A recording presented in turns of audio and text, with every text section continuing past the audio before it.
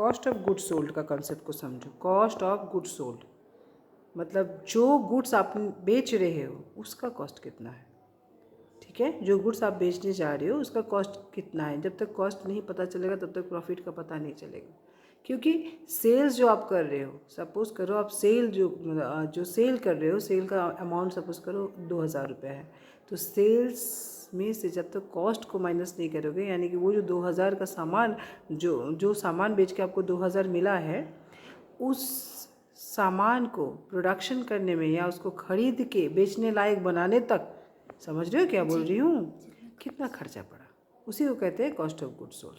जिस गुड्स को आप बेच रहे हो उसको बनाने में या उसको खरीद के बेचने लायक बनाने तक जो खर्चा किए हो आप ना, उसी को कहते हैं कॉस्ट ऑफ गुड्स सोल्ड। अब कॉस्ट ऑफ गुड्स सोल्ड को हम कैसे कैलकुलेट करेंगे, ये है क्वेश्चन, ठीक है। फॉर्मूला दिया रहता है बुक में, हम फॉर्मूला कैसे बनाते हैं वो सिखाएंगे, ठीक है। जीवन में बच्चे मेरे कभी कॉस्ट ऑफ गुड्स सोल्ड का फॉर्मूला नहीं भूले हैं। मुझे ये उम्मीद है कि कोई बच्चा नहीं भूला है, क्योंकि हमने फॉर्मूला बना के दिखाया बच्चों को, ठीक है। शायद से मेरे सारे बच्चों को मेरे मोमोज़ का एग्जाम्पल याद रहेगा, है ना। तो मैं हमेशा से जो एग्ज़ाम्पल लेती हूँ वो है कि सपोज़ करो कि 200 पीसेस मोमोस आपने आज बनाया। एक छोटा सा एग्जांपल लेती हूँ, एक दिन का ही एग्जांपल लेती हूँ। सपोज़ करो कि आप मोमो का सेलर हो और 200 पीसेस मोमोस आप बनाए हो, ठीक है, बनाए हो। आप इसको कितने में सेल करोगे उसकी अभी हमें ज़रूरत नहीं, क्योंकि हम यहाँ नेट सेल्स नहीं निकाल रहे, कॉस्ट ऑफ गुड्स सोल्ड निकाल रहे, तो फोकस हमारा सिर्फ कॉस्ट ऑफ गुड्स सोल्ड ही होगा, यानी कि इन 200 पीसेस मोमोज को बनाने में आपका खर्चा कितना पड़ा है वही हमारा फोकस रहेगा, ठीक है।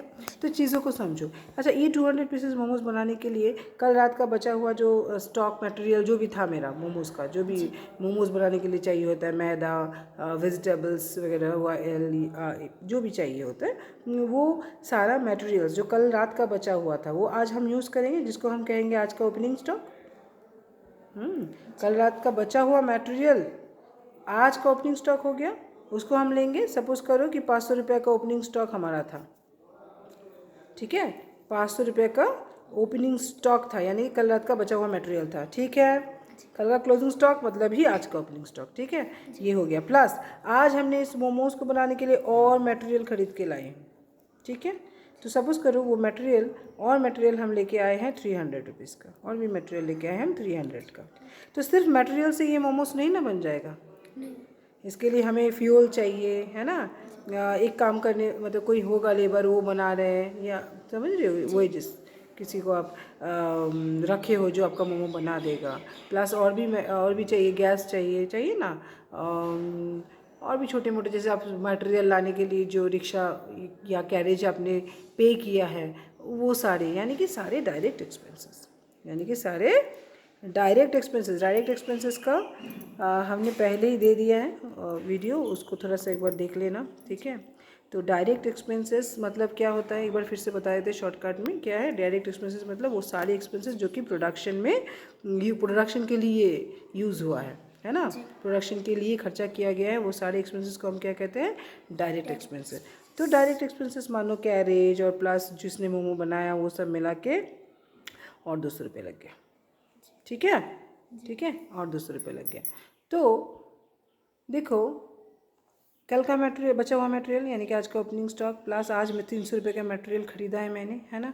तो यहाँ पर टोटल 800 रुपये हो गया, और 200 रुपये का अदर चार्जेस जो कि प्रोडक्शन के लिए, यानी कि मोमोज बनाने के लिए मुझे खर्चा करना पड़ा, उस सब मिला के टोटल कितना हो रहा है मेरा यहाँ पर 1000 रुपीज़, ठीक है।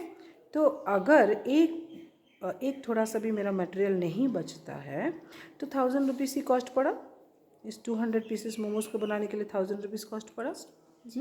अच्छा, कॉस्ट को निकालने के लिए हमने क्या किया, कल रात का बचा हुआ मटेरियल लिया, ओपनिंग स्टॉक लिया, आज का ओपनिंग स्टॉक हो गया, प्लस हमने नया मटेरियल जो खरीदा यानी कि परचेजेस को ऐड किया, प्लस हमने और भी जो डायरेक्ट एक्सपेंसेस प्रोडक्शन के लिए और भी जो खर्चे हैं उसको भी ऐड किया करने के बाद हमें मिल गया क्या, कॉस्ट मिल गया इन 200 पीसेस मोमोज को बनाने का कॉस्ट, ठीक है। अब एक थोड़ा सा ट्विस्ट, अच्छा ये जो मटेरियल मेरे पास है 500 और 300 800 का, इसमें से अगर कुछ भी बच जाता है तो इसका मतलब वो तो इस कॉस्ट में नहीं ऐड होना चाहिए। कुछ भी बच जाता है वो तो इन 200 मोमो बनाने के लिए खर्चा नहीं हुआ है। अगर देखो कुछ नहीं बचता है तो हम मान लेंगे कि हाँ 800 का मटेरियल जो है हमने ये 200 पीसेस मोमोज को बनाने के लिए खर्चा किया। लेकिन अगर कुछ भी बच जाता है, मानो 100 रुपये का सामान बच गया, अच्छा जो बच गया उसको क्या कहते हैं? उसको कहते हैं क्लोजिंग स्टॉक। जो बच गया उसको क्या कहते हैं? Closing stock. तो ये क्लोजिंग स्टॉक को हम माइनस कर देंगे, जो बच गया उसको माइनस कर देंगे उस कॉस्ट में से, यानी कि एक्चुअल कॉस्ट हमारा क्या पड़ा? 900 रुपीज़।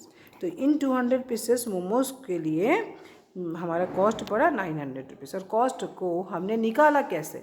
तो ये फॉर्मूला हमेशा लर्न करने का या मेमोराइज करने की कोई ज़रूरत नहीं, बस लॉजिकली समझो। कल का बचा हुआ मटेरियल प्लस आज का खरीदा हुआ मटेरियल प्लस और भी जो डायरेक्ट एक्सपेंसेस रहा है मेरा, वो सारा ऐड करके अगर कोई मटेरियल बच जाता है यानी कि क्लोजिंग स्टॉक अगर कुछ रहता है उसको माइनस कर देंगे और हमें मिल जाएगा COGS यानी कि कॉस्ट ऑफ गुड्स सोल्ड। क्या कॉन्सेप्ट समझा पाई मैं? समझ में आ गया? कल का बचा हुआ मटेरियल मतलब आज का ओपनिंग स्टॉक, ये हमेशा याद रखना, ओपनिंग स्टॉक प्लस आज का जो मटेरियल खरीदा यानी कि परचेजेस प्लस और भी बाकी खर्चे हुए होंगे इन मोमोज को बनाने के लिए, तो वो डायरेक्ट एक्सपेंसेस। और क्या कर रहे हैं हम लोग? एट लास्ट माइनस कर रहे हैं किसको? क्लोजिंग स्टॉक को। क्यों माइनस कर रहे हैं? क्योंकि अगर ये बच गया है कोई भी मटेरियल तो इन मोमोज को बनाने के लिए तो ये खर्चे नहीं हुआ है, इसीलिए उसको माइनस कर रहे हैं। अगर लॉजिक समझ जाओगे तो कभी फॉर्मूला मेमोराइज करना नहीं पड़ेगा। ठीक है?